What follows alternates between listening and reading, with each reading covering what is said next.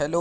Welcome to प्रथम IAS. तो देखिए, आज हम लोग को एक नया आर्टिकल मिला है कि इंडिया की जो इंसेंटिव स्कीम है, that is productive linked incentive scheme, PLI scheme, उसने कमाल कर दिया। कमाल ये किया कि जो इंडिया की एक्सपोर्ट है ना चाइना के साथ, वो धीरे धीरे ग्रो कर रही है। ठीक है, जो पहले इंपोर्ट होता था। ठीक है, हालांकि अगर मैं आपको एक आर्टिकल दिखाऊँ यहाँ पे, ये इसी साल जून जुलाई की बात है।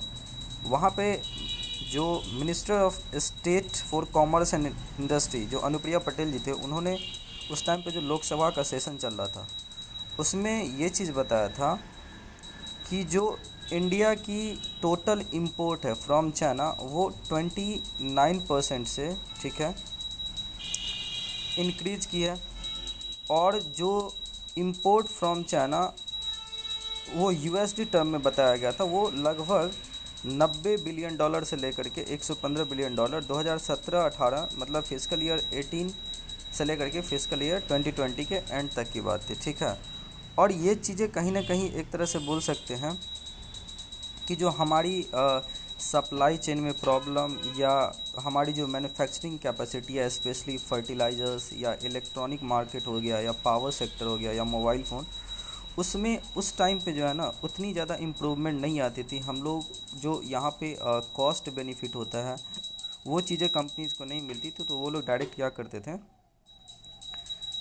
इंपोर्ट करवा लेते थे चाइना से। ठीक है, तो उसी बीच हो गया क्या, गलवान क्लासिस, और गलवान जो क्लास हुआ, उसके बाद सरकार ने इंडिया की जो लोकल मार्केट है, प्रोडक्टिव प्रोडक्शन फैसिलिटी है, उसको बढ़ाने के लिए मौका मिला। और इसका फ़ायदा जो उन्होंने उठाया, 2020 में प्रोडक्टिव लिंक जो आपका इंसेंटिव स्कीम था, उसको लॉन्च किया गया। तो जानेंगे आखिर कि अभी जो एक्सपोर्ट है इंडिया की क्यों ग्रोथ कर रही है और क्या रीज़न है। तो यहाँ पे देख रहे हैं कि जो ट्रेड इक्वेशन है चाइना के साथ, चाइना एक तरह से बोल सकते हैं अब तो फिजिकल ईयर 2022 के एंड के बाद यूएसए ने चाइना को भारत के जो सबसे ट्रेडिंग बड़े पार्टनर के रूप में पछाड़ दिया था। वो सेकंड नंबर पे चाइना आ गए थे। हालांकि चाइना अभी भी जो ट्रेड डेफिसिट है वो बहुत बना हुआ है। ठीक है, लेकिन जो ईयर ऑन ईयर बेसिस के हिसाब से जो ग्रोथ रेट है ना, वो कहीं ना कहीं इंडिया की एक्सपोर्ट टू चाइना बढ़ी है यहाँ पे। और ये सब चीज़ें जो है मेन ड्रिवन हुआ कि हम लोग वाइटल रॉ मटेरियल को तो मिलाते हैं, और अभी जो क्राइसिस चली है, जियो पॉलिटिकल इशूज़ लाइक जो रसिया यूक्रेन का क्राइसिस चल रहा है, ठीक है, उसके बाद यूएसए रसिया के बीच में जो तानातानी चल रही है यूक्रेन को लेकर के, साथ ही साथ बाइडन का तो पर्सनल ही आप बोल सकते हैं पुतिन के साथ है, चाइना इंडिया का जो ट्रेड वॉर, तो हम लोग को उतना ज़्यादा नहीं हो रहा है यहाँ पे कि हम लोग बायलैटरल इशूज़ को मतलब जो है ना वो बायलैटरली ही मतलब सॉल्व करते हैं without impact in the trade relation. तो हम लोग वहाँ से रॉ मटेरियल को इंपोर्ट करते हैं, और फिर जो डिमांड अभी बनी हुई है मार्केट में, ठीक है, उस डिमांड को मीट करने के लिए हम लोग क्या करते हैं, यहाँ से सामान को बना करके हम लोग पूरे वर्ल्ड को जहाँ जहाँ सप्लाई चेन है उसको पूरा कर दे। ठीक है, तो यहाँ पे आप देख सकते हैं कि क्या बताया गया है यहाँ पे, China is one of India's largest trading partner with trade flow between the two countries having grown 59% from about 72 billion to 115। ये 2022 फिजिकल ईयर एंड की बात है, और 72 बिलियन कब था, 2015 में। ठीक है, अगर आप देखोगे 2014-15, तो उस टाइम पे इंडिया का जो एक्सपोर्ट हुआ करता था चाइना, वो होता था लगभग 12 बिलियन डॉलर के आसपास, जो अब बढ़ करके 78% के आसपास से बढ़ करके 21 बिलियन डॉलर 2022 के एंड में हो गया है। ठीक है, देखिए एक चीज़ याद रखिएगा कि अगर आप फिजिकल ईयर को देखोगे ना, तो करंट से लेकर के नेक्स्ट ईयर, मतलब अभी फिजिकल ईयर 2022 टू 2023 चलता है, मतलब हम इसको शॉर्ट में FY23 लिखेंगे। जबकि अगर आप इंपोर्ट की बात करोगे, कितना है यहाँ पे, इंडिया की एक्सपोर्ट 78.1% से राइज किया है। याद रखिएगा बेस ईयर क्या है, 2014-15। अगर आप ये 2017 और 18 से अगर आप देखोगे तो थोड़ी चेंजिंग हो जाती है। ठीक है, जबकि इंपोर्ट जो है ना, इंडिया का जो इंपोर्ट है वो 55.8% से एक तरीके से ग्रो किया है। ठीक है, तो इस हिसाब से अगर आप देखोगे तो import from China had increase 192% between 2006-7 to 2013-14, और वो $51 बिलियन को क्रॉस कर चुका था, ठीक है। अगर आप यहाँ पे देखोगे कि intermediate goods account for more than a third of India's import from China. मतलब इंटरमीडिएट गुड कहने का मतलब है कि मान लीजिए अगर आप किसी पार्टिकुलर थिंग्स को प्रोड्यूस करना चाहते हैं, तो तीन तरह के सर्विसेज होते हैं। एक तो होता है कि रॉ मटेरियल कहाँ से आ रहा है, फिर उसको मीडिएटरी गुड तैयार किया जाता है, ठीक है, और फिर फाइनली कंज्यूमर सर्विस दिया जाता है कंज्यूमर्स को। तो हम लोग क्या करते हैं, प्रिपेयर्ड रॉ मटेरियल को खरीदते हैं, मतलब एज ए कंपोनेंट, और वो चीज़ें खरीद करके हम लोग क्या करते हैं, आपको जो भी कंपोनेंट्स होती है मेन कंज्यूमर बेस्ड ऑब्जेक्ट, उसको हम लोग प्रिपेयर करके डायरेक्टली मार्केट में दे देते हैं, ठीक है।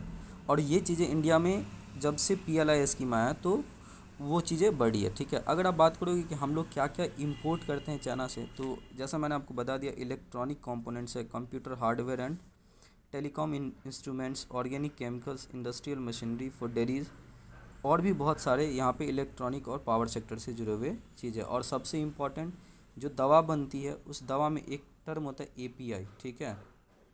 तो उस API भी हमारे, हालांकि इंडियन गवर्नमेंट ने PLI सेक्टर स्कीम के अंतर्गत इस चीज़ों को बढ़ावा देने के लिए जो है API पार्क खोलने की जो है, मतलब ड्रग्स पार्क खोलने की अनुमति दे दी है, ठीक है।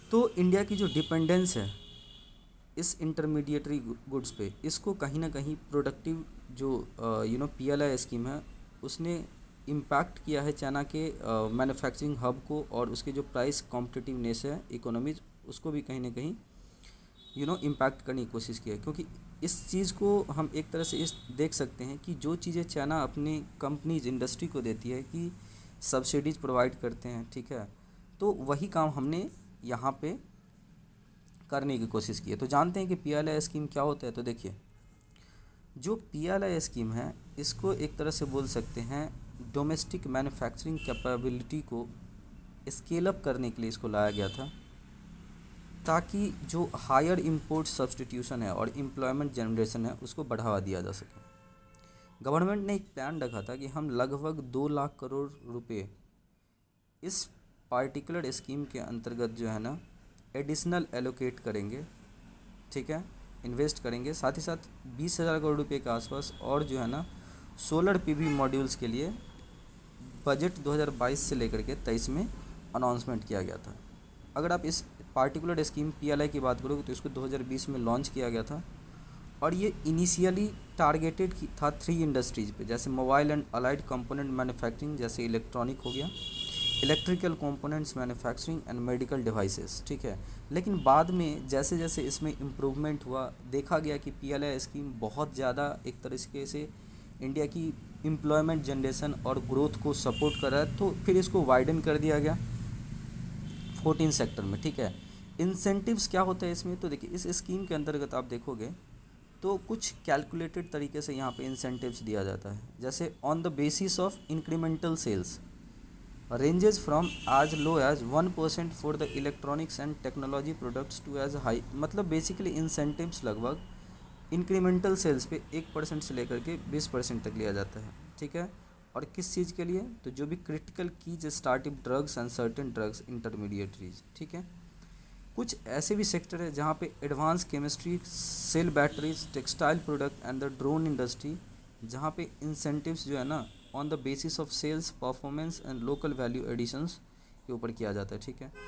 अगर आप देखोगे यहाँ पे कि जैसा मैंने आपको पहले बताया कि शुरू में इसको 3 सेक्टर्स बनाया गया था, लेकिन PLI स्कीम की कुशलता और आप बोल सकते हैं इसकी जो कैपेसिटी और जो ग्रोथ पोटेंशियल था उसको देखते हुए यहाँ पे गवर्नमेंट ने PLI स्कीम को 14 सेक्टर्स के लिए लाया, 14 सेक्टर्स को इंक्लूड कर दिया है। और ये एकदम बिल्कुल डाइवर्स फॉर्म है, ऑटोमोबाइल्स इंडस्ट्रीज से लेकर के कंपोनेंट्स तक, electronic and IT hardware, telecommunication, pharmaceutical, even solar modules, metals and mining, textiles, अपटाइल, वाइट गुड्स, ड्रोन्स। देखिए वाइट गुड्स होता है ना, जो आपका एक तरह से बोल सकते हो हमारे घर में रेफ्रिजरेटर या फ्रीज होता है ना, इन सबको वाइट गुड के अंदर बोला जाता है, ठीक है। Drones, advance chemical cell batteries, ठीक है। ऑब्जेक्टिव जैसा पहले ही बता चुके थे कि इम्पॉर्टेंट क्या था कि हमारी जो ट्रेड, हाँ देखो मैंने अभी आपको बताया कि जो यूएस है वो इंडिया की सबसे बड़ी ट्रेडिंग पार्टनर है, लेकिन आपको सरप्राइज़ होगा कि यूएस को हम ज़्यादा एक्सपोर्ट करते हैं, मतलब हम ट्रेड सरप्लस में आते हैं, ठीक है। लेकिन चाइना से हम ज़्यादा मंगवाते हैं, तो हमारी डॉलर जो है फॉरेन वैल्यू, जो करेंसी है डॉलर, वो बाहर चली जाती है, ठीक है। और उससे क्या होता है, कहीं ना कहीं मार्केट पे इसका इम्पैक्ट होता है। तो मेन जो हमारा पीएलआई स्कीम लाना है वो केवल और केवल जो चाइनीज़ इन्वेस्टमेंट है, या चाइना के साथ जो हमारा ट्रेड गैप है, उसको कहीं ना कहीं बैलेंस करना और उसको डाइवर्स करके दूसरे कंट्री की तरफ मुड़ना, चाहे वो जापान हो सकता है या जो आसियान कंट्रीज़ है, अभी वियतनाम, इन सब चीज़ों, ठीक है। तो रिड्यूस करना India's dependence on China and other foreign countries, labour intensive sectors को क्या करना है आपको, एम्प्लॉयमेंट को जनरेट करना है इसमें, रिड्यूस करना है इम्पोर्ट बिल को, और बूस्टअप करना है आपको डोमेस्टिक प्रोडक्शन को, ठीक है। तो इन चीज़ों को ध्यान में रखते हुए आप यहाँ पे बहुत सारे स्कीम्स, जैसे आप आत्मनिर्भर भारत मिशन पे फोकस किया जा रहा है, ठीक है। जो पीएलआई तो है ही, साथ ही साथ आप एक तरह से बोल सकते हो जो हमारी टेक्सटाइल इंडस्ट्री के लिए जो टेक्सटाइल पार्क्स पीएम मित्रा लगाया जा रहा है, तो कहीं ना कहीं इन सब चीज़ों पे आपको ध्यान देना पड़ेगा। तो उम्मीद करते हैं कि सेशन अच्छा लगा होगा आपके। आप क्या इन चीज़ों के बारे में सोचते हो, प्लीज़ हमें कमेंट बॉक्स में बताइए कि इंडिया का चाइना के साथ रिलेशन किस तरीके से आगे बढ़ना चाहिए, ठीक है। तो उम्मीद करते हैं आपको